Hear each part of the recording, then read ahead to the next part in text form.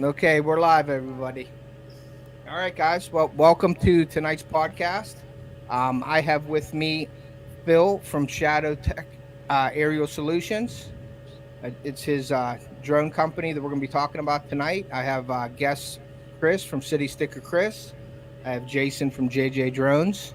And we're going to let Phil take it from here for a bit and sort of just start with your company and what you're all about, Yeah, and we'll see. We'll take it from there because you have a couple different divisions in your company that we're going to touch sure. on, and we're going to save the deer drone recovery for last, but we're going to hit on a few of them, and then you're going to mention another company that you're involved with as well. So, Sure. Phil, thank you for being here tonight. I Yeah, man. appreciate you taking the time out and coming up on the podcast with us. You're also the national sales rep for Limit Shield, also, which That's am right. involved with and Chris is involved with. So That's right. thank you for coming up and take it from here, buddy. Yeah, man. Well, I appreciate you having me on first. Hmm. Uh, No problem. as you guys know, anytime you have passion for something, you always enjoy talking about it. Hmm. And the drone stuff has been really good. I kind of got into it a little bit different than most people.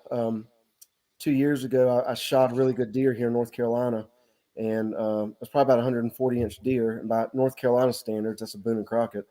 And it ran off about 250 yards, spraying blood. Um, by all accounts, should have been able to find it. Couldn't find it that night. Went back the next morning, had a dog meet me out there. Dog didn't find it. And so I started seeing Mike Yoder with Drone Deer Recovery on YouTube. And I started doing some research on these thermal drones. And I said, I bet if I had a thermal drone, I'd have probably been able to find that deer. So I talked to a friend of mine who he and I were both state troopers, and we're both retiring about the same time. And I said, "Hey, man, what do you think about this drone stuff?" And as it turns out, he helped start the Highway Patrol's drone program in North Carolina back in 2017. And so he knew everything about drones, and I was just a new guy. Hmm. And so we got a thermal, and he already had some mapping drones, and we just started tinkering around, started doing some photography, some aerial photography, videography. That kind of morphed into doing some roof inspections. As a matter of fact, just doing some training, I found 3 holes in my roof from a hailstorm, and we ended Nice. up getting a guy in, got a free roof out of it. So that paid for the drone right there. But um, started doing that. Started working with some tower erection companies, doing some cell tower inspections, some water tower inspections, and then the commercial roof stuff got going. And once we kind of started doing some marketing, uh, we started getting a lot of calls. And with that thermal drone, it's so different than just a regular drone uh, because you can do things at night that you can't do with a regular drone. And we were getting calls from everything from pets, lost pets, to cattle getting out. We, me and my other pilot, we both worked for the fire department here as part of their drone team. Uh, and then when deer season came around, uh, that just is what set it off. Cool. And we were getting called all the time. And oddly enough, it really was not archery. It was during gun season. We Okay. did some during archery, but as soon as muzzleloader kicked in, I mean, our phone started blowing up. And just to give your listeners a point of reference, so the thermal drone that I have, for everybody that understands drones, really there's 2 main thermal drones in the industry. Both of them are made by DJI, which is a Chinese company. Mine is the Mavic 3T. So it's of the 2 drones, it's the smaller of the 2 platforms. Now it's got a 56 times zoom on it. Um, I can fly as far away as I want to. Uh, I have it limited, but the other one is called a Matrice 30T, and that's more of a robust commercial drone. It's got a bigger zoom capability. It's also got a laser rangefinder on it. Okay. So, mine was about $6,300. Once I put an aftermarket spotlight on it, I'm at about $7,000. That Matrice is between 20 and 25,000, depending on how you accessorize it. So that Gotcha. would be your initial investment.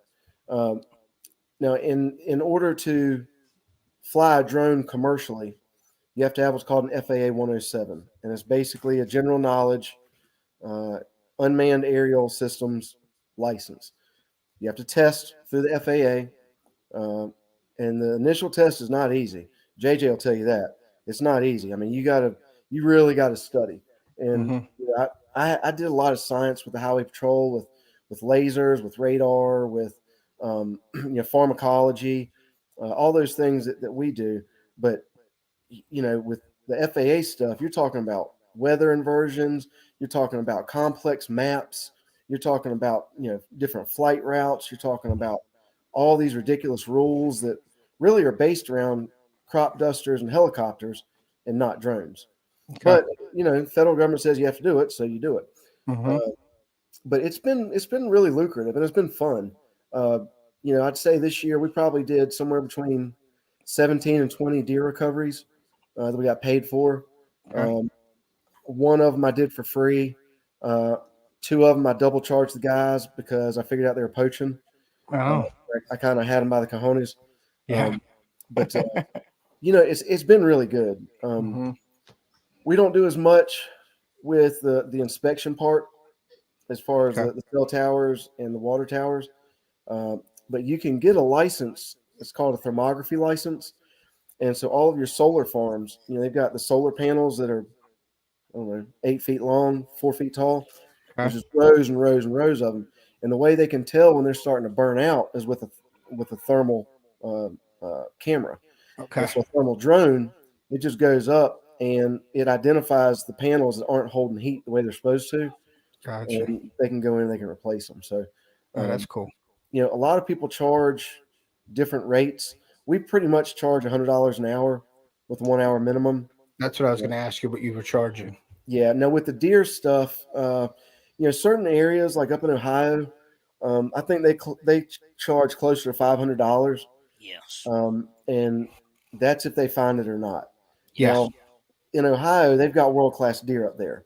That market will sustain that, and that's something Chris and I have talked about. Previously, you know, based on where you are is what you can charge. If you shoot a 180-inch deer, people are they'll pay $500 for you to find it. Oh, Yeah. For Down sure. here For sure. where I am, where we suffer from brown and down, uh, you know, $350 is what I charge. Okay. And I didn't get any pushback. Man, I had some people are like, "Oh, okay, well, never mind. I'll just get a dog," and then they would end up calling me anyway. Um, so it for somebody that's looking to get into it, it's a great secondary source of income, but it's a hustle. You Yeah, I can't got. just get a drone and join a website and have a page and expect people to blow you up. Like it's a hustle. There's Yeah. a lot of Tom, Dick, and Harrys that are out there that have drones. Um, a large majority of people don't do it the correct way. They're not insured. Um, so we do it the right way. When I go out, I'll fly for as long as the hunter wants me to stay. I've Okay. flown for 4 hours, For that and price, for like the yeah, three hundred it's and just fifty dollars. flat rate. Yeah, Okay. yeah, and if after 3.5 hours, the hunter's like, man, you've covered this 100 acres 3 different times. Yeah. Deer's not here. Okay. Okay, but you're paying me to be here.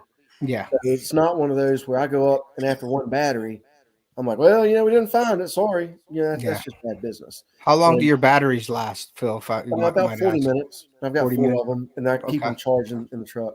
Okay. Um, but my value doesn't rise unless I find deer. Yep. People aren't going to call me if my reputation is he can't find a deer. Yep. So I've got to stay. And sometimes it's really easy. Sometimes you go up and put that drone up. 5 minutes later, you find it and you're done. Yeah. Sometimes it takes 3 hours. Yeah. But the funny thing is, and the folks that hunt will understand and appreciate this. Um, I'll get there and I'll say, all right, what'd you shoot it with? Oh, well, 6.5 Creedmoor. Yeah. Okay, well, which way did it go? Well, it took off running over there to the right. Okay, well, where did most of your deer bed down? Oh, over there on the right. He's over there in the thick stuff to the right, and I'll find him 400 yards down to the left. So Yeah. you really you kind of go into it blind. Yeah, you got to sort of have your own little system. Like you go in Yeah. and you do what you do, and don't worry. Hmm. I mean, you can get an idea, and I'm sure you probably get an idea if you go and you meet the hunter. You could almost tell what kind of hunter they are by just meeting them and talking to them You before you can. even go out there. Absolutely. You know, Yeah. like if somebody got their, and I want to say got their stuff together, they're going to say, okay, I shot him. It looked like a little bit far back. It was Right. angled. It was quartering to But me. everything's He a kill shot. Everything's a kill Everything's a shot. kill shot. That Yeah, deer's dead. That's why you're there to catch. That deer's dead. Right. yeah. You're That's catching the same. deers. That's the same. That's right. That's the same story I always get. Oh, it's dead. It was a I'm kill sup- shot. I'm surprised what you said. You know, before we got on air, what like most of your calls at first were with a muzzle loader, and I would Yeah. thought that would have been totally opposite. It would be with a crossbow or a regular bow No, I compound. mean, you know, and this isn't knocking the Orange Army, but the muzzle loaders and the rifle hunters that don't also bow hunt Hmm. typically don't sight their weapons in. They typically will shoot outside of their area of comfort. You mean they don't hit a pie plate at 100 yards? Right. Their You know, abilities are not yeah, there. I mean, but your bow hunters and your archery hunters typically, definitely your traditional bow hunters and your compound bow hunters, they leading up to the season, they get out, they practice, they get dialed in, they get tuned in.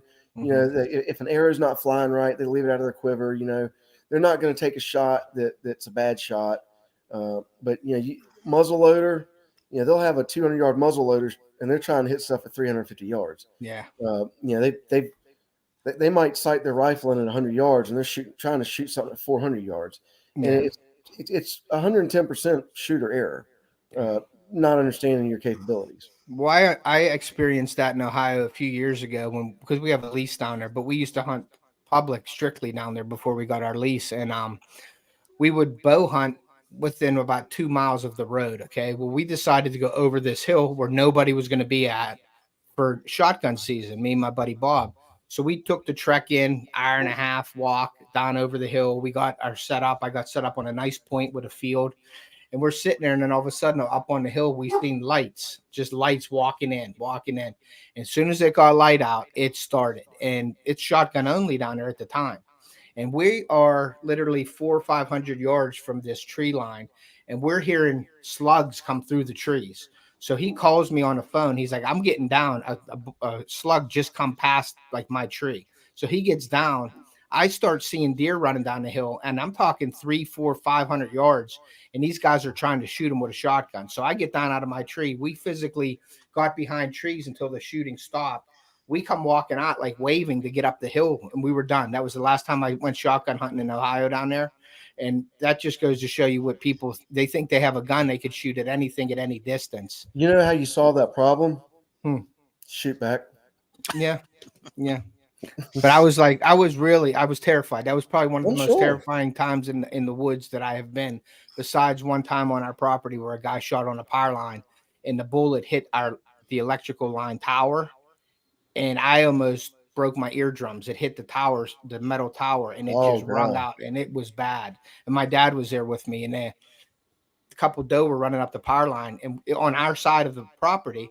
So I think I dropped one or two of them at the time, and these guys were shooting at it, and then they shot up the hill, and it hit that tower, which was 25 yards away from us, and man, was that loud. And my dad, yeah, I didn't want to beat them guys. My dad went down and tried to he ran them off, put it that way, the property, but it was pretty Right. scary. But that Oh, I just can goes to show imagine. you with the guns, people just if they see the deer, they don't even really aim. They're aiming for the hair. Sometimes they get them in a Yeah. scope and shoot, and you don't even know where you hit them half the time.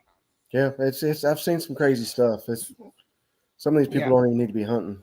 yeah, for sure. So let's get into a little bit, Phil. Let's get into some legalities and things like that, like in like PA. And I was going to say PA, probably North Carolina, because you're familiar with that, because that's where you're from. Right. But like, what are some of the like if I was to get a deer, could you explain like the process? Like if I shot a deer and I called you, like what is your time frame when you would come, like when you show up on scene and everything? Like how does that all work? Like if I Right. called you today and said I shot a deer today at 5 o'clock, right at last light, and I didn't go look for it, and I called you today, like could you give me a Yeah. scenario, like what would So happen? so the best time to fly this drone is when the sun's going down, going into the night, or early in the morning. Mm-hmm. Middle of the day is just not advantageous because the sun will heat up certain things like rocks and tree stumps Understandable. that will give off heat sources that are similar to what an animal would give off. So if Mm-hmm. it was 5 o'clock, it was last light, you called me, I'd find out where you are, walk on out there, or I'd drive on out there. We'd talk, and I'd go ahead and get the drone up right there. Okay. Now, what I do is I explain to people that in North Carolina, I cannot assist you in the taking of a natural resource that of an unknown animal. Okay, so unknown animal is a key word. Okay. I, I can't show up, put a drone up, and say, all right, man, start going in the northeast corner. I'll walk in, and there's a deer bedded down there. You can go shoot it. You can't do Okay. that. Yep. That is an otherwise unknown natural resource. But because this animal has already been shot, now it's a known resource. Okay. Uh, so then you can go in to do carcass recovery. Now, what I do is when I go in and I find the deer, or a deer, I'll Mm-hmm. get down to about 150 feet and I'll put my spotlight on and I'll have the hunter ID the deer. And a Okay. lot of times, if that's the deer, you can see the an entry wound. Mm-hmm. But if it wasn't a pass through, typically the deer will lay down on the wounded side. Mm-hmm. That helps them to clot Plot it. the wound Yep. up. Right. Mm-hmm. Um, so once they identify that deer, then we try to determine if it's alive or if it's dead. Okay. If it's dead, then it's a done deal. I drop a pin. I bring the drone back. I give them the coordinates. They go in and recover the deer, and I'll stick around to get some pictures. Right Okay. now, if the deer is still alive, then I pull out a piece of paper and I read it to them, and it just says, basically that they understand this deer is still alive. That while I'm on premises, they cannot go in to retrieve that deer or quote unquote finish it off. Mm-hmm. So I'll go ahead and record the GPS point. I will bring my drone back. I load it up, put it in the truck. That's when I have them sign it, and then I leave. What Okay. they do after that, that's up to them. Okay. So you Uh, sort of like take all responsibility away from you at that absolutely. point. You're like, it's Yes. on you. This is Yes. it. And then you said they sign it as well. That's right. Yep. Okay. And so one of the things I did leading up to doing this, just because my background was in law enforcement, you know, the laws never catch up to science and technology ever. They're always behind. Mm-hmm. And wildlife officers are what they are. There's some great ones. There's some poor ones. Same thing with police officers, deputies, troopers, whatever. Uh, but what I didn't want to have happen was have a young officer that was going to interpret a gray area his own way and then charge me and all that stuff that happened up in Pennsylvania. So Gotcha. what I did was I went to two elected district attorneys, Mm-hmm. and the way the law is written, I explained to them how I was going to operate and what their opinion was. And I said, would you prosecute this if I was charged? And both of them were like, absolutely not. I said, okay. Okay. So then I went to a couple of defense attorneys and I said, here's how the law is written. This is what I'm going to do. Do you feel like you could defend me if I got charged? They said, absolutely. I said, okay. So then I went to the major for North Carolina Wildlife in Raleigh. Okay. And I said, here's how the law is written. This is how I plan to operate. Is this acceptable in your eyes? And he said, yes, absolutely.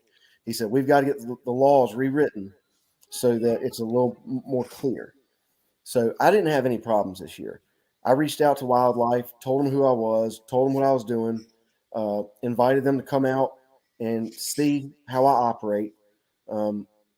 As it turns out, they had just gotten a drone, but they didn't have anybody to train them on it. Okay. And so they asked me if I would train them on it. And I asked them in what capacity were they going to use it. And they said that a lot of what they would do is on public land, try and identify hunters and then make sure they have licenses. And Okay. I just me personally, I wasn't doing that. Yeah. I wasn't doing that. Yeah. There's too many poachers. There's too many trespassers. There's too many really egregious violations going on out there to screw with people that are on public land right in the middle of their hunt. I got you. But with that being said, the point is that I tried to go about it from all angles. You look at what happened up in Pennsylvania, and that's an unfortunate situation. There's a lot of moving pieces to that. And for your listeners that aren't aware of it, basically it was a guy that had a thermal drone. The law is, in my opinion, pretty clear that you cannot use a drone. There's not a whole lot of gray area. Uh, there was an individual that was using a drone. Uh, one wildlife officer showed up at one point and was like, it's kind of in the gray area, but I kind of think what you're doing is pretty cool. You're trying to recover the animal. You're trying to be a sportsman. This is in the spirit of recovery of the animal. You don't want coyotes to get to it. So, Yeah. yeah. Okay. So the guy keeps going on. Well, I don't know if that guy had a conversation with another guy, but some Dudley Do-Right officer somewhere decided he was going to be a hero, and they get I don't know if it was an undercover officer or just a snitch, but they call this guy with the drone and say, "Hey, I've shot a deer. I can't find it. I need to hire you." Yep. He gets out there. He has them sign a bunch of paperwork, saying that all they're doing is recovery. That they're not taking an animal. He covers himself the best he can. He gets the drone up. He finds a deer. When they go to identify it, the guy that's hired him just walks away. And here come the uniformed wildlife officers in there. They charge him. They seize his drone. It goes to court. And the judge made a statement, and this is not verbatim, but you'll get the idea. Basically, what the judge says was, our laws are antiquated. I don't feel like there was malice involved in what this man was doing. However, the way the law is written, technically he is in violation. Okay. So I applaud that judge, because there's too many judges out there that just decide to rewrite laws themselves because they don't like it. Yeah. This judge did his or her job correctly. And I think what will happen is that guy has appealed the case. They will probably set that date out pretty far. It's my understanding they've got some legislators that are working on updating some laws to where drones can be used for carcass recovery. Gotcha. And then when he appeals, that will help him probably with his appeal. Okay. But and I saw somebody that had popped up something from Delaware. Yeah, that's Trey, GNRF. Here, So they didn't have put it anything back on the books. right there. Yeah, so state parks, I just stay away from those. I don't hunt state parks. I don't go in state parks. I don't look at state parks. I don't talk about state parks, because if you breathe sideways on a state park, you can get charged. But as far as like in the state of Delaware, if there's nothing on the books, and you got to be very careful about this, because one of the things that Chris and I have talked about, it doesn't say anything specific about drones, but it does have some specific verbiage about using electronics in hunting. Yes. And with that being said, an overzealous officer, district attorney, whatever, state's attorney, could probably make a case that a drone is an electronic and you're utilizing that for hunting, recovery, whatever you want to call it. So you need to be very careful. But if Delaware doesn't have anything on the books like that, like if Delaware is a bait state and you can run cameras, as long as there's no voyeurism, it's over public airspace and you're good to go. Yes. So we'll address that in just a second about public airspace. And JJ, you feel free to jump in at any point on that. But with the deer, if you can bait and run cameras, you can pretty much run a drone. And that's what I always said, Phil. And I'm sorry to interrupt you. Is like people use cell cams, okay, like to hunt. So when you're electronic device, yeah. That's right. So, and I mean, it even went down to radios. Like you couldn't say there's a deer coming your way at one point. Like you couldn't say, and people would try to say, oh, there's a bald tire coming your way. You know what I mean? In a doe.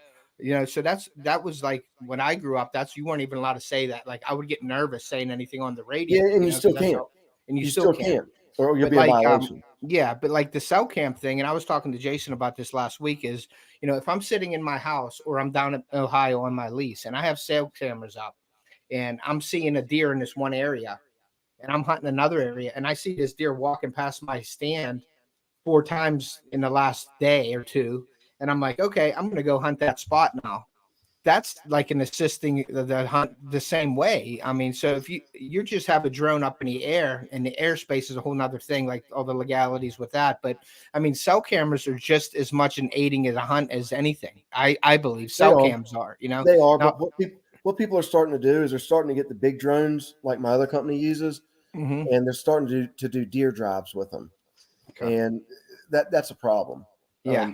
Now you can't fly a drone over an area where you are going to hunt for. There's got to be 24 hours between Uh, the time you scout with the drone and when you hunt. So yeah, in I didn't North know that. Carolina, well, no, that's a North Carolina thing. So in North Okay. Carolina, I can go out, tomorrow morning and fly, 2 hours to 11 a.m. And scout and basically find where they're bedding or whatever, and then Monday evening I would take that data and I'll apply it and decide what stand I'm going to use.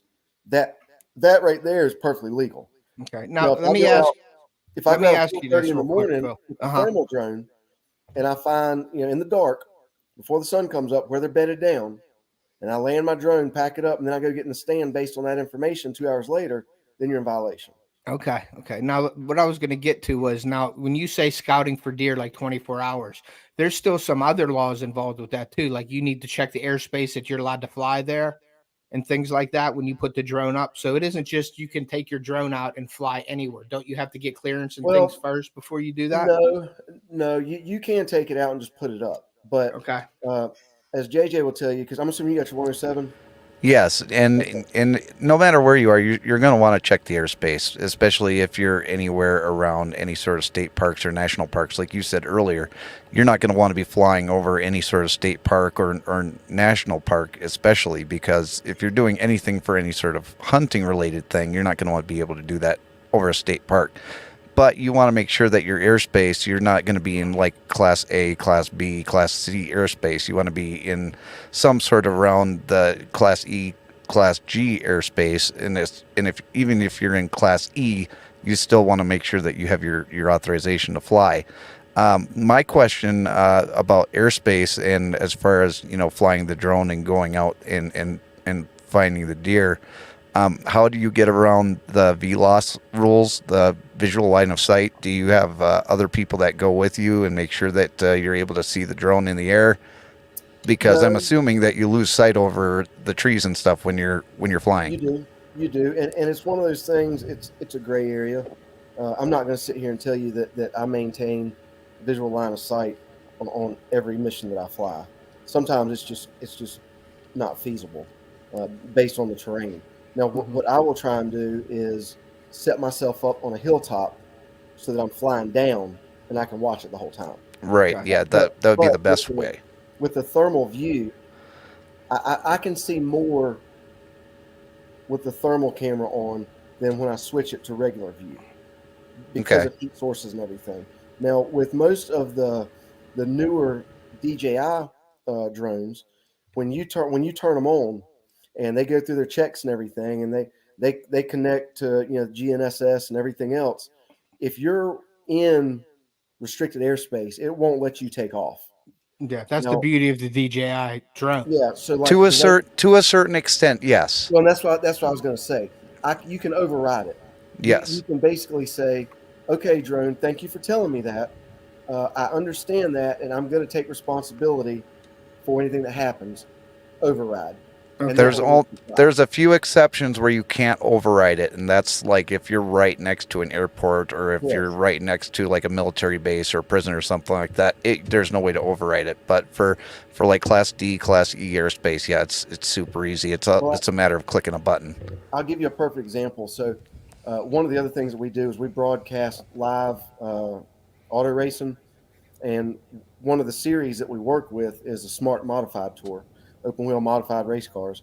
And one of the tracks where we race is Langley, Virginia, and it's directly across the street, more or less, from CIA headquarters. Right. And I didn't even put two and two together.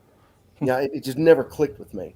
And so I drive all the way up there, and I get my drone out, and I'm getting ready to go through my checklist and everything. And I always do a flight around the racetrack, identifying light poles and wires going across. And all my hazards and everything. Uh, and it wouldn't take off. It wouldn't take, and it was sending me stuff that I had never seen before. And finally, somebody's like, "You think it's because of the CIA?" And I was like, "Oh yeah, It was that's show what it is." it was showing pictures of your house, your middle name, your social Yeah, security so number. so Yeah. I fold the drone back up, put it in the briefcase. I go put it in my buddy's pickup truck. Tell him to take it with him. Yeah, right. Yeah. Now What? let me ask you a question too, with the remote ID rules, because obviously you need to be compliant with remote ID just like everybody else does. Yeah. Do you ever consider yourself in danger of somebody coming and trying to snatch your drone away from you and stuff out in the middle of the woods? Because there are No, people out there that, there's some shady characters out there, there and all are. they got to do is get on the map or get on the app on their phone, and they can see, oh, this guy's got a $16,000 drone out there. I'm going to go Yeah. take it from him. No. So it's funny you asked that because the other pilot that I fly with, he's got 10 years of experience with drones, and he's worked extensively with the Secret Service, and he has seen them. Uh, so what he would do is, so wherever the president was going to be, so the Secret Service has their own anti-drone team, Right. and what the Highway Patrol would do is we would take our drones out in random spots near where the president was supposed to be, and we would take our drones off, and they would try and intercept them. And David said it wouldn't get 4 feet off the ground, and all of a sudden he had no control over that thing. And he would watch it take off and go out Oh, of sight. wow. And the Secret Service is sitting there flying it, and they bring it and they fly it into their landing pad of their truck. And so I don't worry about people doing that. Uh, we were mapping a field. So my neighborhood, you go up to the top of the road, and there's a 2-lane country road. On the other side of it is an aeronautical community. And instead of having garages, they have airplane hangars. And they've got a runway going right down the middle of their neighborhood, and they're just live a life I'll never understand. But at the tail end of that is about a 200-acre bean field or cornfield. And so we go out and we look, like visually look, to see if there's anybody's bringing their planes out or anything. And we go on the website on our phone to see if there's any planes coming in. Don't see anything. So we've got a Mavic drone up mapping at about 300 feet, and a single engine Cessna comes in, and we missed each other by about 20 feet. Wow. And he didn't have his squawker on, and we didn't notify uh, the resident air traffic controller in the neighborhood that we were going to be flying. We both messed up. I mean, it was a dual error. And we met with the pilot, and we agreed that both of us were at fault there. It was a learning moment, but that day we went out and bought a radio. And so now if we're anywhere near, one of these puddle jumper airports, we get on the radio and, announce ourselves and, mission status, all that stuff, what our squawker ID is. And, it's just one of those things you learn as you go. Yeah. Yeah. Now, Trey, have you seen Trey's? This is GNRF. Did you see some of the stuff that he was commenting? I was putting them up on the screen. I don't know if you guys got to see that. Um, in Launching Maryland, state launching. property for profit. So North, every state's different. Um, I can't imagine why launching from state property for profit would be an issue, but every state has weird laws. So, like with airspace, with the drones, we're allowed 400 feet AGL, which is above ground level. Okay, so you've got above ground level and above sea level, two totally different systems of measurement. So Okay. if I'm doing a cell tower inspection, my ceiling is 400 feet above the tallest point of that cell tower. But if I'm flying for deer, it's 400 feet. Now, sometimes when we fly and I'm doing one of the races, I might jump up to 450 feet to get a quick 10-second snippet of an eagle eyes view of the cars going around the track, and then I'll drop right back down to 400. Am I in violation? Yes. Um, am I hurting anything? No. At these racetracks, you've got such a clear line of sight that if I even remotely saw red or white from an aircraft, Mhm. I wouldn't even go to 400 feet because Gosh. I would make sure I was not going to be the cause of something. I would stay at 200 feet. And I'll Yeah. just get my eagle eye view later. But the way the laws are set up for the drones, some of it is specific to drones, some of it's not. Now, when you talk about doing crop spraying with big 11-foot, 220-pound drones, that's totally different. I would never take a drone that big to 400 feet. Yeah. I mean, you're literally flying a Volkswagen Bug with props on it. Gotcha. Gotcha. So Now, it's basically a car in the air. it is those laws for the crop dusting drones are really more set up for crop dusting fixed wing planes and helicopters.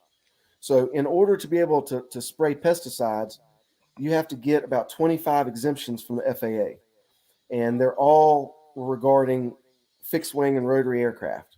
Like the exemption says, I'm asking for an exemption so that I don't have to have nitrogen filled tires, so that I don't have to have seat belts, so that I don't have to wear a helmet. All these things that are designed for fixed wing and rotary aircraft, we get exemptions for, but we can't fly that drone commercially. Well, if I saw red and green, I'd probably drop also. Mhm. A boat in the sky. Yeah, right. Um, but you can't fly that drone commercially until you have those exemptions. If you're flying it without getting those exemptions, you're in violation, and you have to be within those rules. You have to be flying with a daggum helmet on. You have to have seat belts on as you stand on the ground, like all those things. Yeah. Yeah. For the smaller drones, basically, what the FAA wants you to know is don't go above 400 feet. Know where you're flying. Look on your map. Don't fly in restricted airspace. Don't fly where they practice firing mortars, uh, and be safe. It's basically a 30,000-foot view. Yeah. Did you And see? Go ahead, Jason. Sorry.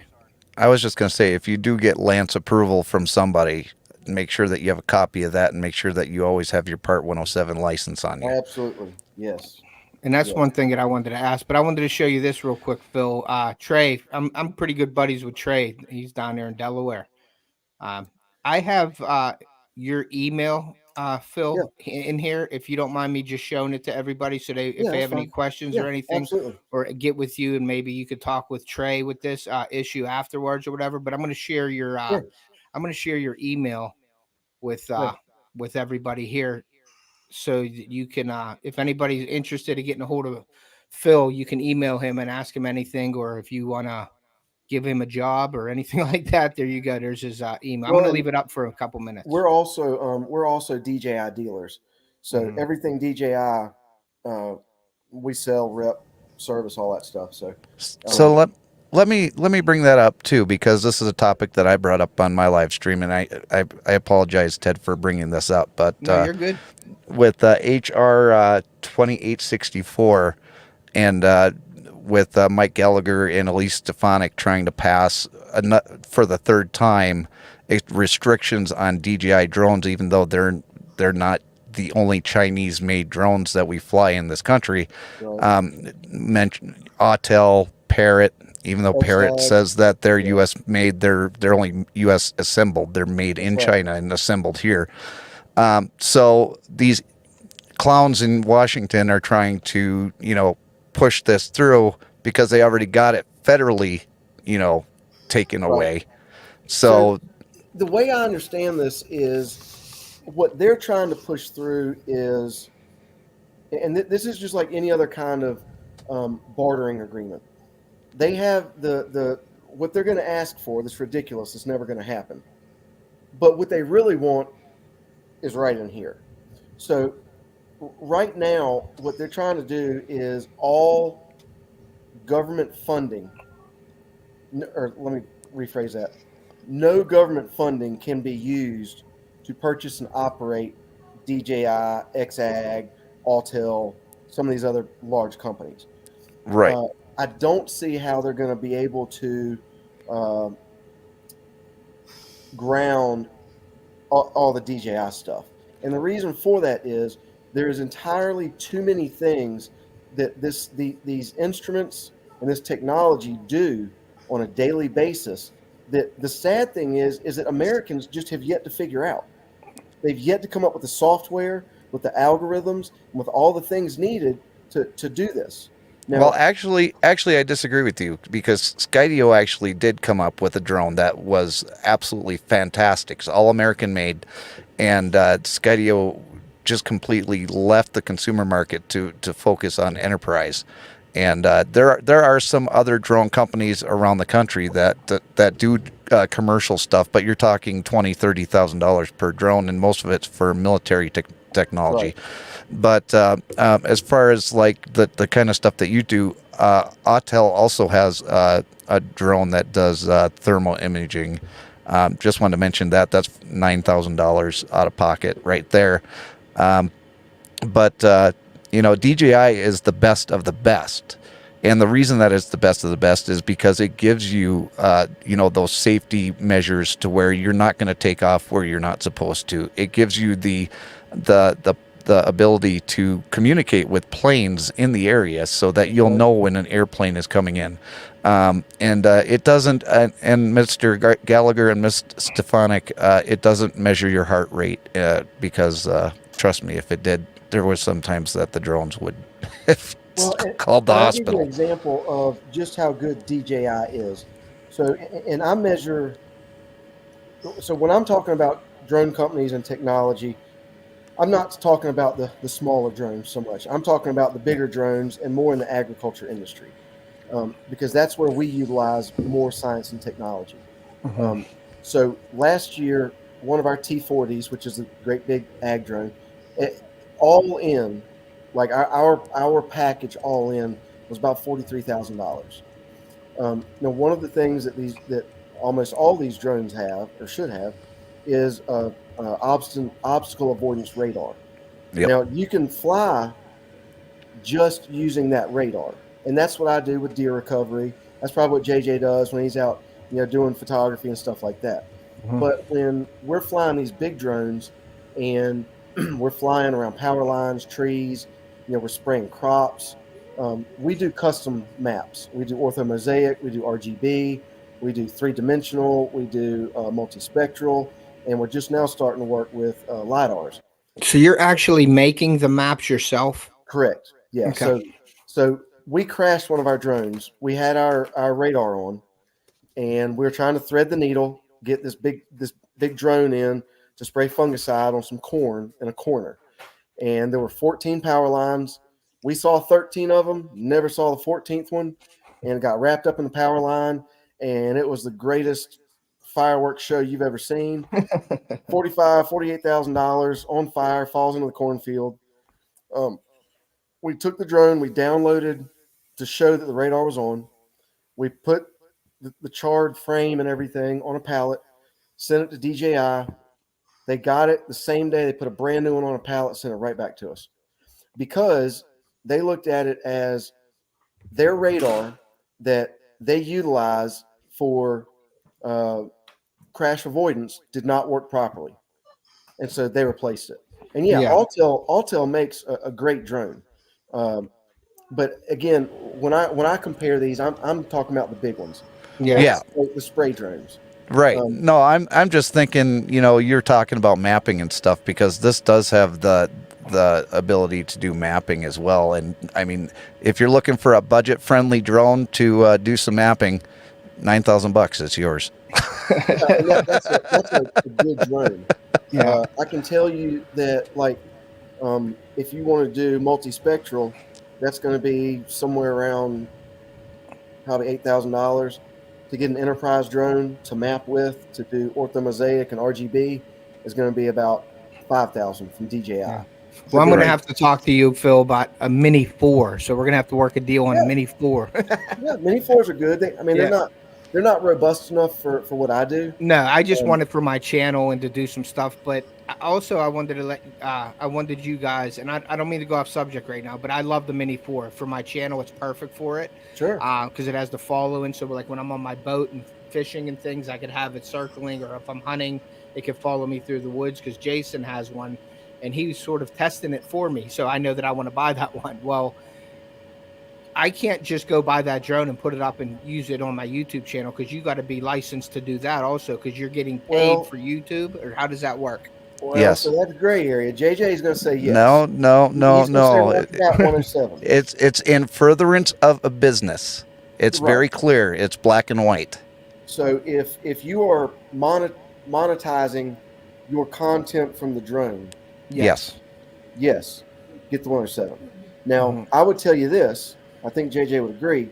If you're going to get a drone and you're in the gray area, just go get your 107. Yeah. Mhm. Because having that drone is going to open doors for you to do other things. And people And, are going to ask you if you have your 107 and if you've Absolutely. already got it.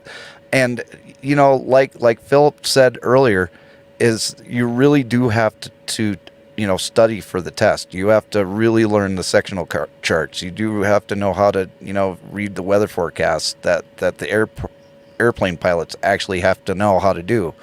But once you have it, I mean, every 2 years, it's a multiple choice test that you can't pass or that you can't fail. yeah, you just keep Mhm. taking it over and over again until you pass You it. just Yeah, keep but it's- taking it over. But it's see, when just I a got- good thing to have that. When I Yes. got my 137 to do chemicals, spray chemicals, I had to get a second class physical, the same physical that a 747 pilot gets. Now they've since changed that because they should have. It's class 3 now, and you still have to get an exam, but it's not near what it was. I wanted to say this to Matt too. Now, this isn't the drone deer recovery. This isn't Mike Yoder. This is Phil Right. Dixon. And, Right. and so let me just say this also in defense of Mike.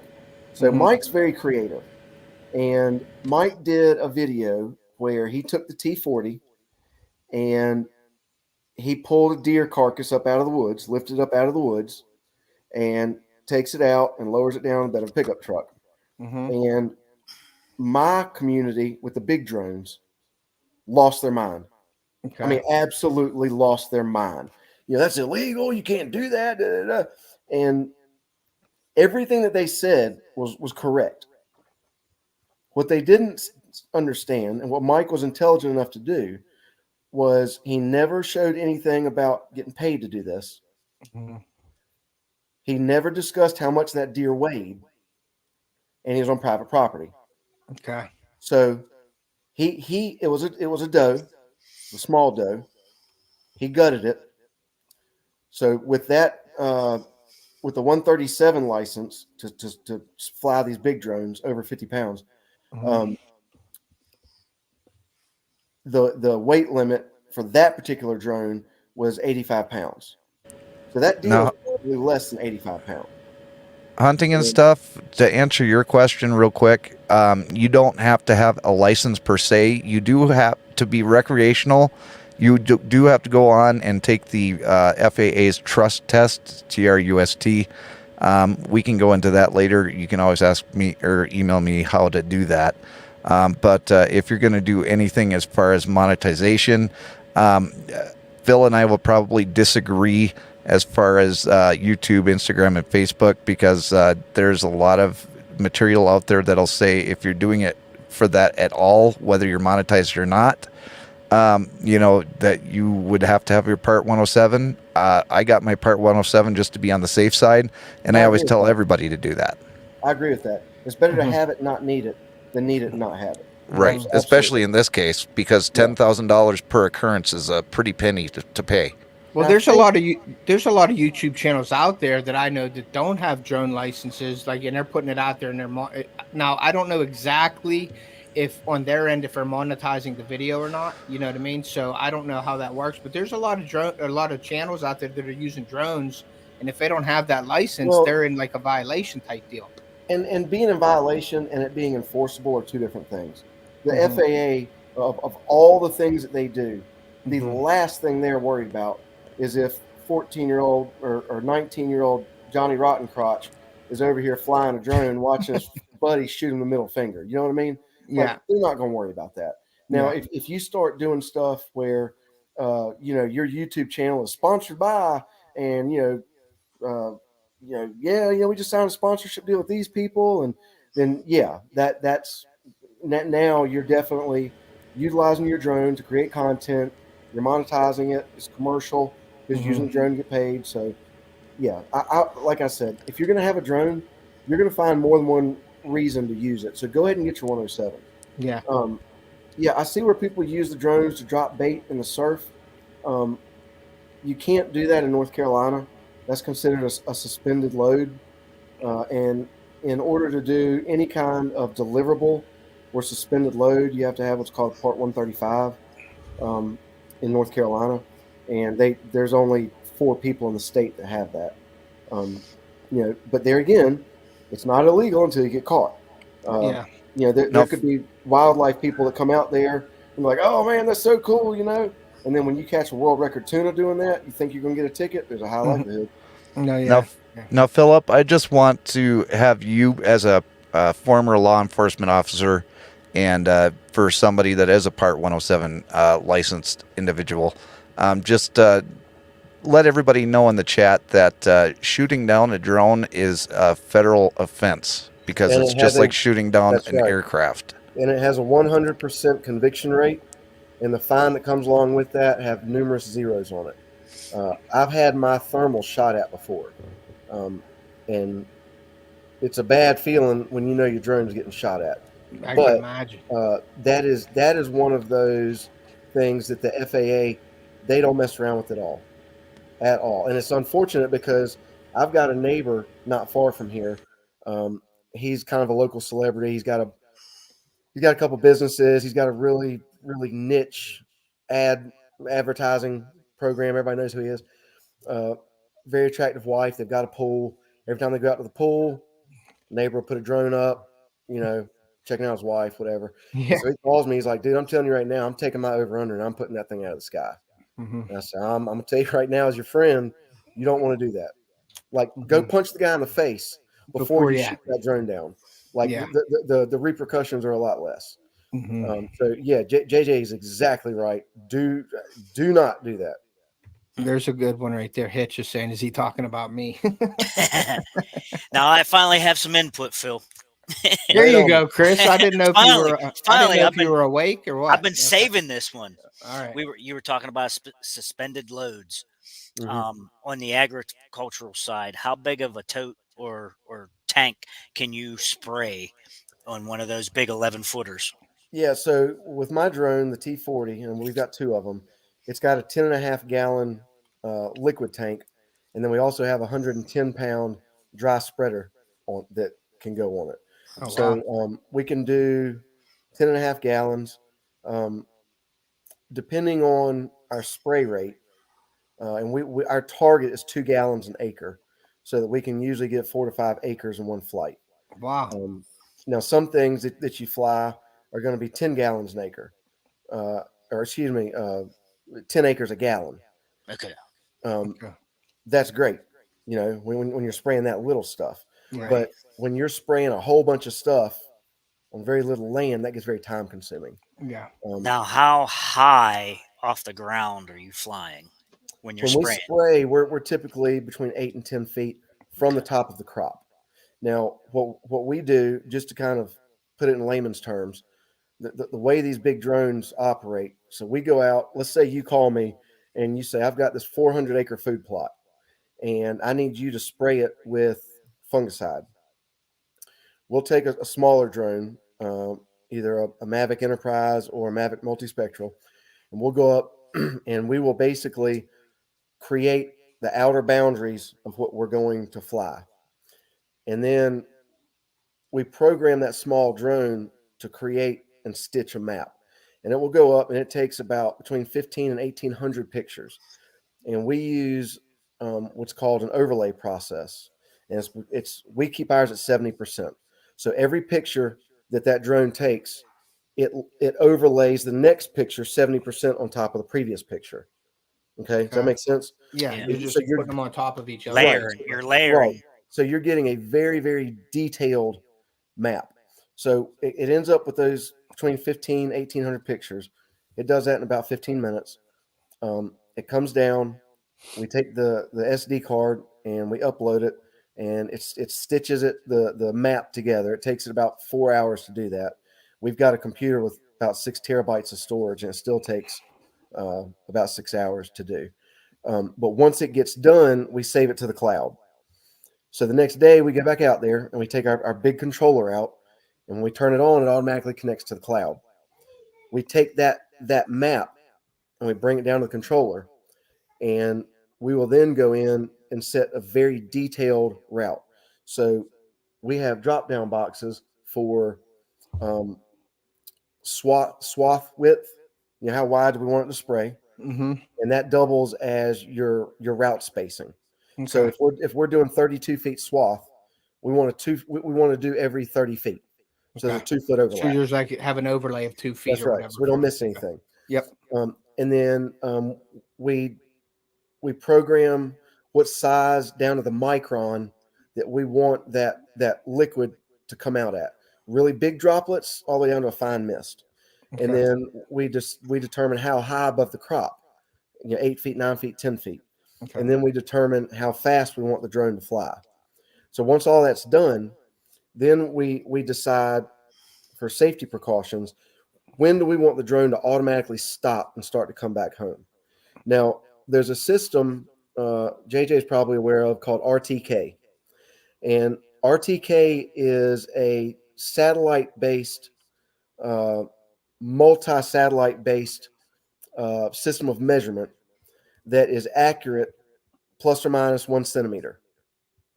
So just to give you an idea of how exact this is, I can take a penny and put a penny under each of the 4 corners of the landing gear of my drone. I can take it off. I can tell it to start its route. It goes, it flies. When the battery gets to 20% or the tank gets empty, the drone stops. It goes into a hover. It drops a GPS pin. It turns and it flies straight back. It will land right on top of those pennies by itself every single time. Wow. So when you're talking to a farmer about that and you explain that and you say, okay, I can get every last row of corn or beans or whatever. I can maximize your acreage all the way down to a centimeter. But when airplanes come in and they come over the trees, they miss the first third of the field because they're dropping in. Gotcha. They cut it on, they spray, they cut it off as they take off, and they miss the last third. Yep. Now, that's not saying there's anything wrong with planes. Out in California, rice paddies, where they do 10,000 acres in a day, Mm-hmm. they'll smoke us. Yeah. But when you talk about like a pumpkin farmer up in the mountains who destroys 30 bushels a year driving over his crop to spray fungicide every 7 days, Mm-hmm. that's 30 bushels a year we're saving them. Yeah, it's definitely cost effective to do it your Right. way than any. And is that hard for the farmers to get that, or No, so is that's it pretty where easy to I've been the get last over? 2 days. Okay. Is at the Christmas Tree Growers Association. Okay. Now, there's a county in North Carolina about an hour and a half from me. It's Ashe County. It's the number 1 Christmas tree producing county in the world. They produce 70% of Christmas trees in the world. Okay. But everything's grown on mountainsides like this.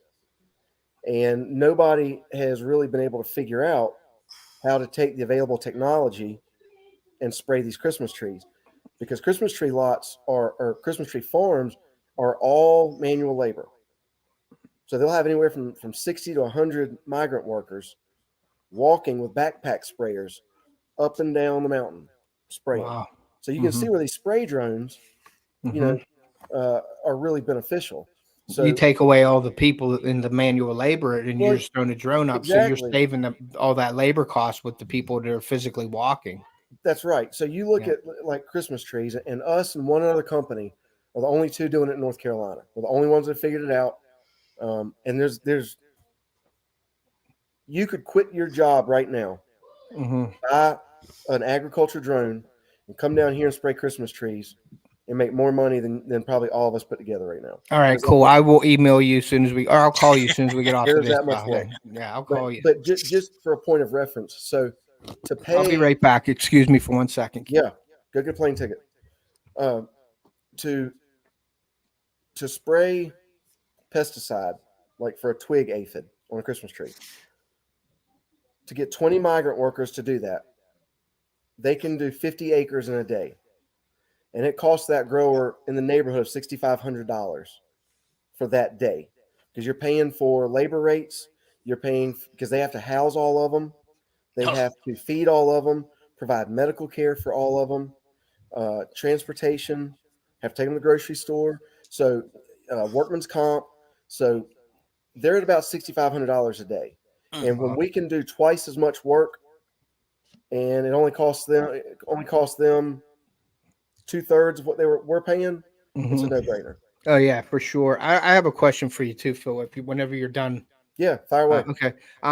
So you know how I talked about like the deer, like the process of the deer recovery. Like if I called you, so we have a property of 100 and some acres, 120 acres. We have about 3 or 4 acres of food plots. Right. Do you do stuff for people that small, or are you just doing big stuff? Like would I be able to call you and say, "Hey Phil, I want you to come up here and I want you to, spray weed killer on our food plots, or I want you to fertilize our food plots." Do you do stuff that small? And what is the process if somebody wants to get a hold of you to spray their fields? Do you do that small? First, I have to make sure I'm licensed to do it in your state. Gotcha. So I'm licensed in Virginia, North Carolina, and South Carolina. Okay. So if I'm licensed and your check clears, I'll come. I got you. Now, can I ask you, what is the cost of something like that for something like say a 3-acre plot? I want to weed it basically I'm going to be planting food plots and I need to spray.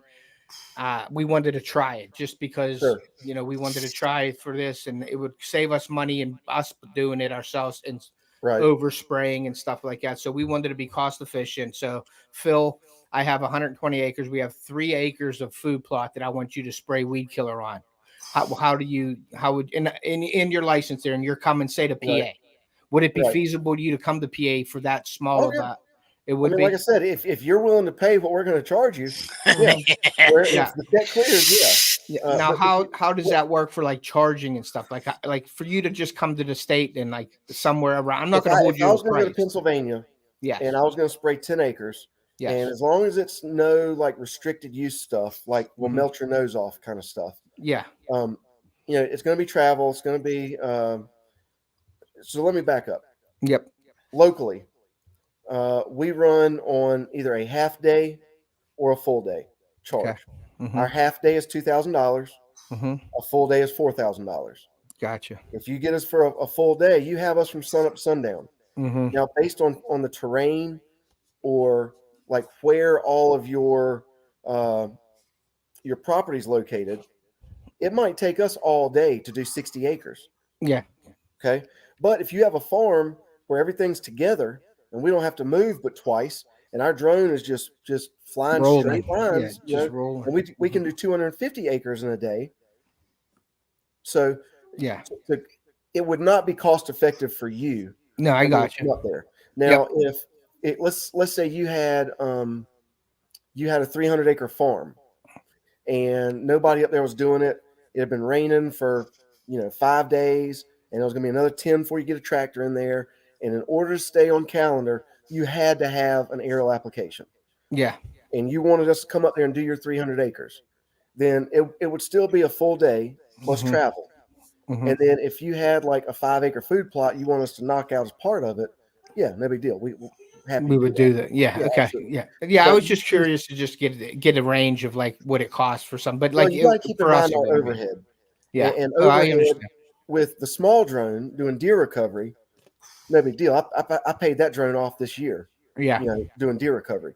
But when you've got a $48,000 setup and a $25,000 custom trailer, and a $50,000 dually, and you've got 9 months worth of testing and a year and a half worth of experience doing something that there's only a handful of people in the country that do. Yeah. There's value to all that. Plus crop insurance is $7,000 a year. Yeah. Liability insurance in case we fly the drone into Fat Rachel's face accidentally. All these different costs we have to work into our rates. Yeah. So basically, I'm better off just strapping a milk jug to my Mini 4 and poke holes in it and go drive around my food plot. And go to Tractor Supply and get one for the back of your 4-wheeler. Yeah. No, we have a boom sprayer, and we're going to be spraying IMOX. Okay. this year Okay. on it. We're Yeah. going to be spraying IMOX. But I was just curious to see, how much it would cost somebody, because it's a sportsman's club for us. We have a few members and Right. we have a budget. And I mean, even the $2,000 would be out of our budget for now. Sure. I just wanted to let the people know, what you But guys what's do. not out of your budget, Yeah. and I sell a lot of thermal drones to people that are in like a hunting club. Like they'll Yeah. have 15, 20 people in a hunting club, and the club wants to have a thermal, Mm-hmm. and so I'll sell it to them. And then we also do a lot of consulting work. Mm-hmm. We do a lot of stuff with mapping, teaching people how to map, stuff with the spray drones. And then we also do stuff with the thermal so that, you can be turnkey within a day of uh, taking delivery of your thermal drone. You should be able to do billable work, assuming you have your 107. Gotcha. So you also go out to farms and you'll do mapping of their land and stuff as well, correct? Like you'll make them like Absolutely. topo maps and things like that. Yeah, we're Uh, one of the few companies that can do stand counts. So okay. we can come out and we've got multispectral drone. It can come out and tell you exactly how many stalks of corn you have, Yeah. exactly how many Christmas trees you have per acre. Yeah, that's Um, cool. so yeah, we're on the cutting edge of the technology. When it comes out, we try and get a hold of it, and we try to become experts in it, so that if we have competition, they have to come through us to learn how to Okay. do it. And Now, is Phil, that go ahead? I'm sorry. Go ahead, Jason. I was just going to ask, with going out there and doing all this mapping of the farm fields, and apparently, the farmers are going to be happy with the work that you're doing. I'm assuming that you're going to hang on to all of the mapping that you've done and that you've stored in the cloud, so that the next time that you go in, the process is a lot faster, where you just That's have right. to use the map that you've already Yeah, created, unless there's going to be huge changes in the areas that the farm field was. that's You exactly can go right. back and just do the same thing over and over again. And we charge a one-time $300 mapping fee, Okay. because it does take more or less a full 8-hour day between Right. flying, processing, and setting up the map. Um, but once that's done, it's done. Now, every year, we will ground truth everywhere we're going to be and make sure that, like, a hunter hasn't put up a dove line or tree hasn't fallen out, so that if we need to make an adjustment and correct it, we can.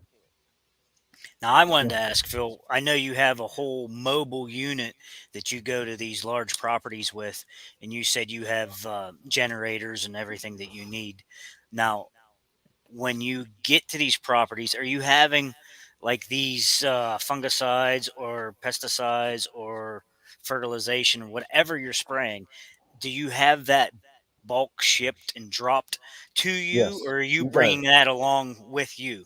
The way it works with most of the farms is they have an extension agent, which is usually through uh, Nutrient Ag Solutions or BASF, 3M, Helena, Triangle Chemical.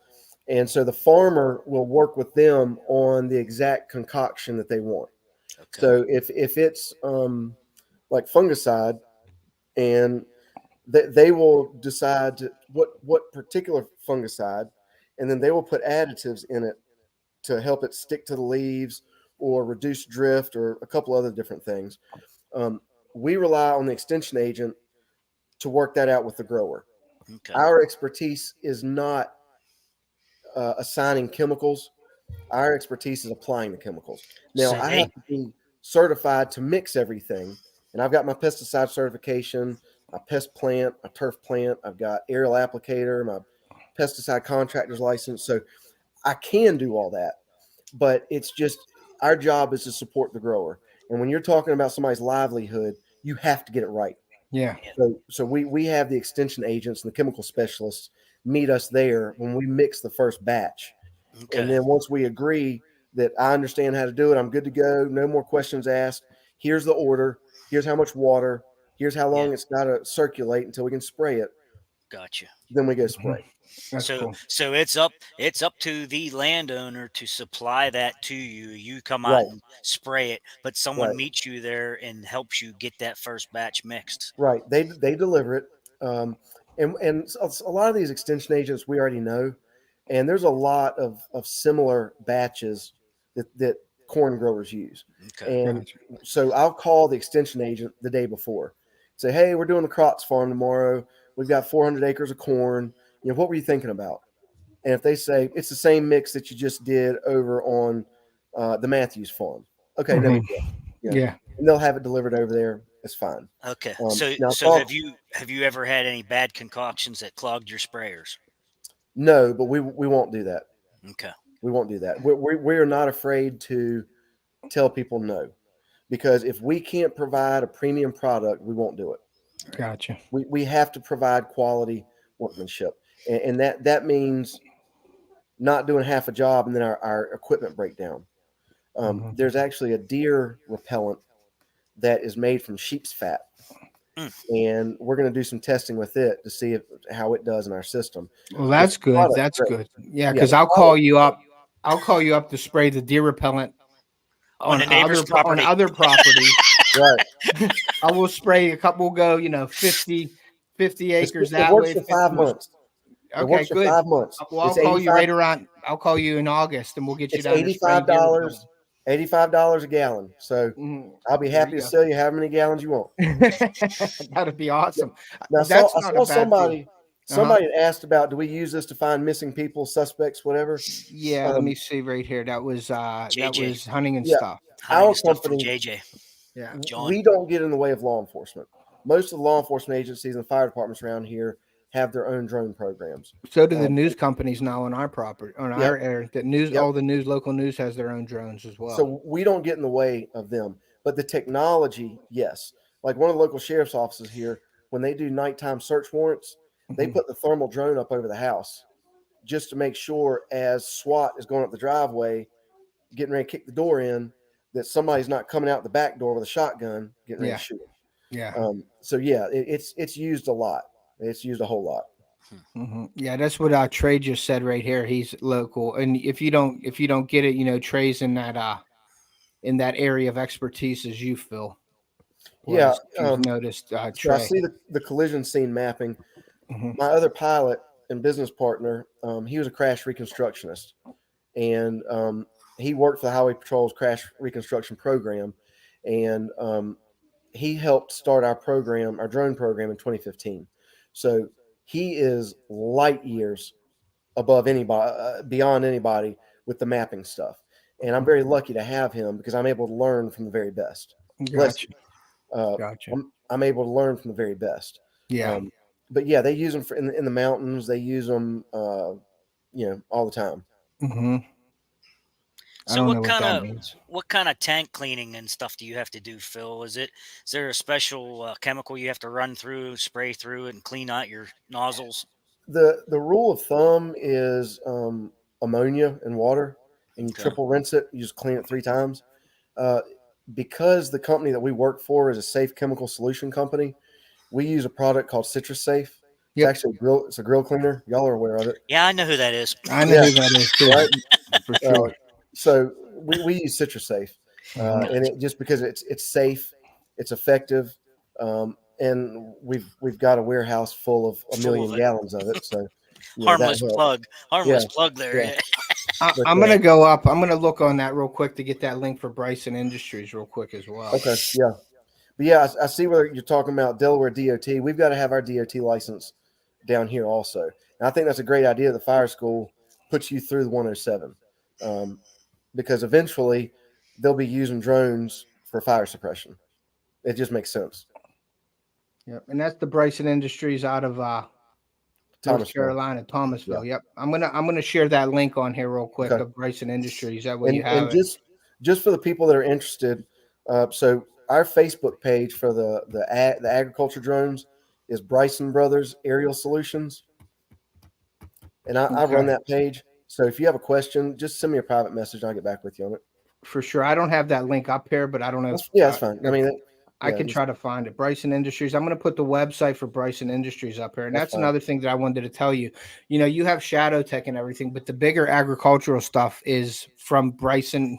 I don't know the Industries, Bryson Industries is the agricultural side, like the big drones and things like yeah. that. And That's then you have the Bryson Shadow. Brothers. That's Bryson Brothers Aerial Solutions. Yep. Okay. And we are a division of Bryson Industries. So Yep, we and do I have grill that up. cleaner. We do grill cleaner. We do a lemon shield hunt products. We do stuff in disease and infection control, the hospital industry. Yep, I got a limit shield up here too, right there, so you guys know. Yeah, so for all you hunters out there, Yeah, definitely check them out. We've done a podcast with Chris and Phil on that one, but Limit Shield is the great stuff, guys. Like I'm still using it as deodorant, Chris. To this day, I haven't put deodorant on besides Yep. the and for field all foam. you hunters out there, we're getting ready to announce a new program. It's going to give you an opportunity to make some money. So if you'll follow our Facebook and Instagram, we'll be announcing it in another month or so. And I'll get with you guys, off Yeah, camera Yep. beforehand, for just sure. to fill you in on it. But Yep. but yeah, so that's kind of, I got a lot of irons in the fire. But No, you do, I yeah. enjoy But it. But I'm really considering coming down and start spraying Christmas trees. I'll tell you that. let me do this. Let me set my computer down for just a second. I got to step Yep. away for just a second. I'll let Yeah. y'all talk about me. I'll be right back. Yeah, I'll talk about you while you're gone. Yeah, but that's cool. I'm going to ask Phil also to explain a little bit because there's a lot of people out there, hunters or like hunting clubs that want to know their deer herd and manage their deer herd and sort of Right. get a count of deer. So I'm going to ask him when he gets back here if he does that and if he can explain that process for the people in here as well. So Hey, Ted, I'm going to have to yeah. take off. I've got to Okay. get something to eat and go to bed because I got to get up early. But Okay. I appreciate you having me on. Yeah, man, it was fun. I'm glad you were up here and talking. You guys were talking a little more than I know about that stuff. So I'm glad you were up here.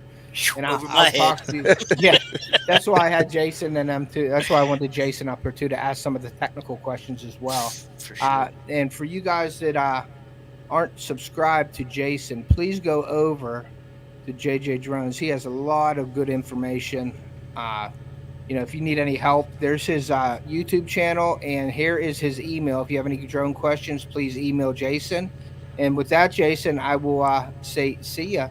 See ya, and See ya, don't be Jason. afraid. Don't be afraid to email me with any questions because I'm more than happy to answer any questions that you may have. Yes, sir. Take care and All have right. a good night. Good night, Thanks, brother. guys. Good See night, ya. brother. Later. Yeah, so we're gonna talk to Phil and see if he does that sort of like the So herd management. I have a buddy that does that up in Upper Adirondacks in New York. He was Okay. ironically he was an ex-cop also, Uh-huh. and he probably got into it the same way Phil did, Mm-hmm. and he's out there finding lost dogs and all this stuff. Yep.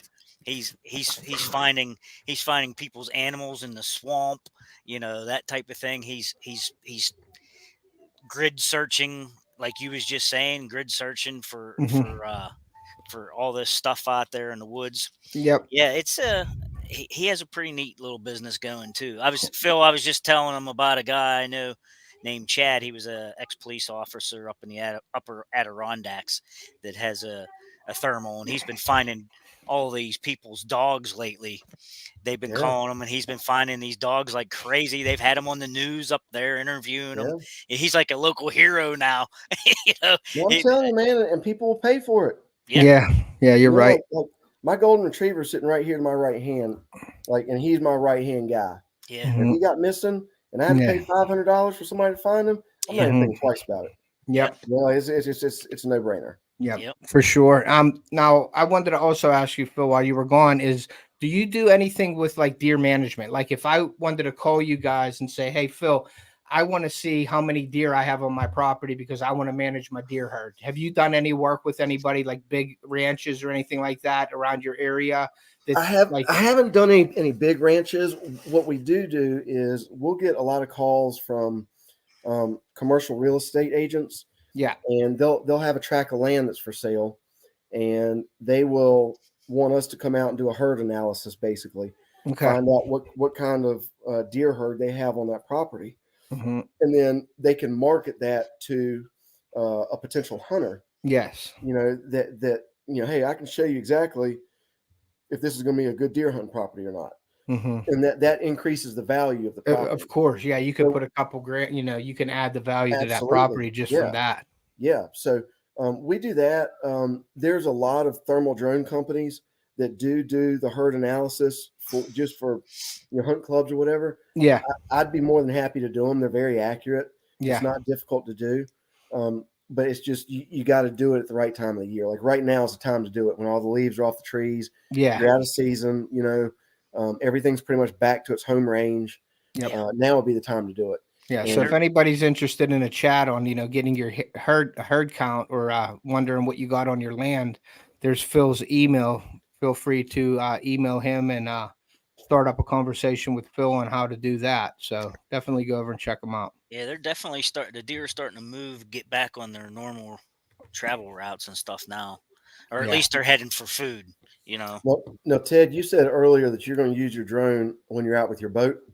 Yes. So I'm going to give you a piece of advice. Mm-hmm. So when you start that DJI drone up, Yep. you're going to connect to the satellites, Mm-hmm. and it's going to determine that where on the dock it's sitting, that you're taking it off, Mm-hmm. or on the boat as you're docked, Mm-hmm. where you're taking it off. That's the home point.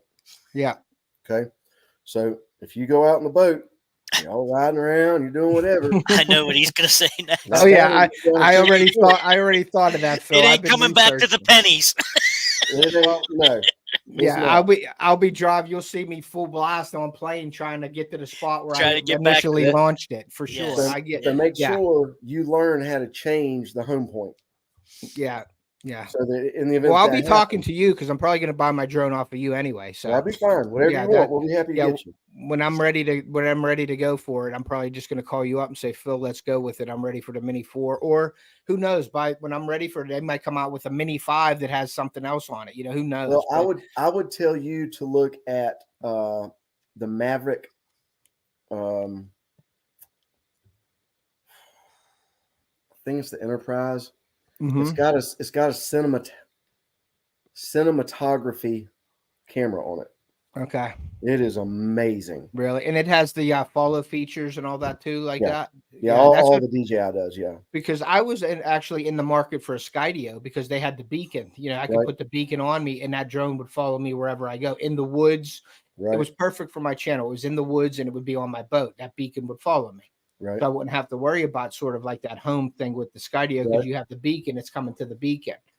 So then that got abruptly taken away and they stopped, doing the what I call residential commercial. I said they don't stop selling to the residential people and now they're just commercial. Well, then the DJI Mini 4 was the next best thing to that because it has the obstacle avoidance for me to be in the woods with it, setting up tree stands and, getting those different views of me doing that for my videos and things like that. So I was like, okay, so that's what I picked now is that Mini 4. But and I'll talk to you about suggestions and things, later when I'm ready for it. I'm definitely going to be, because I research everything and I need to you're going to want to get something that you can grow into the technology. Don't get something that's got what you want now. Yeah, and make sure something that you can grow into that gotcha. Really is probably more advanced than what you need it for right now. Yes. So that as you and your production and everything grows, you've already got a platform that can grow with you. Yeah, so it's money well spent for the future as well. Yeah, no problem. And that's why I'll be talking to you because of stuff like that. So definitely for sure. Yeah, guys, I guess, do you have anything else, Phil, that you want to add? I know you have the Bryson Industries, the bigger drones, and then you have the ShadowTech. So go out and check those out, guys, those companies. But Phil, I really appreciate you coming in tonight.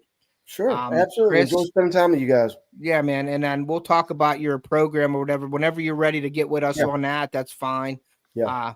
But I also wanted to say not just the drone industry with Phil, but like the Shield and everything, like you've treated us really good. And like, it's an honor.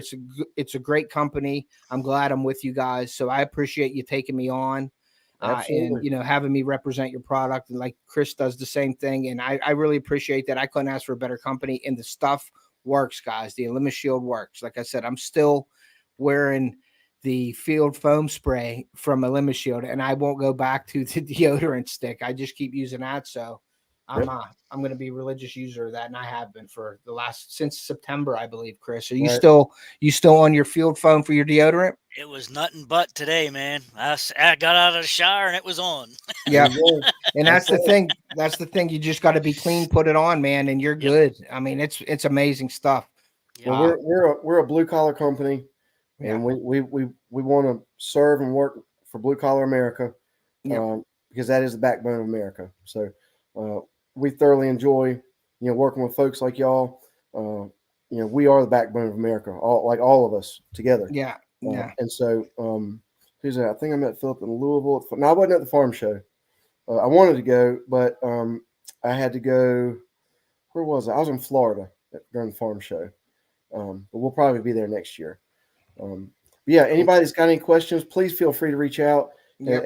As you guys will attest, I answer emails, I answer text messages. It doesn't, we don't go days and days and days. I'm Nope. a big communicator, so Yep. No, I appreciate that. And that's something you don't really get a lot on these businesses. You get somebody emailing or not emailing for weeks. that's You know, right. when I've always had a question, Phil, I've emailed you or I've called you or texted you, Yep. and you've been really responsive and helped me out. So I really do appreciate that. And like I said, I'm glad that I'm representing the Limit Shield, and it's a great product, and it's helped me.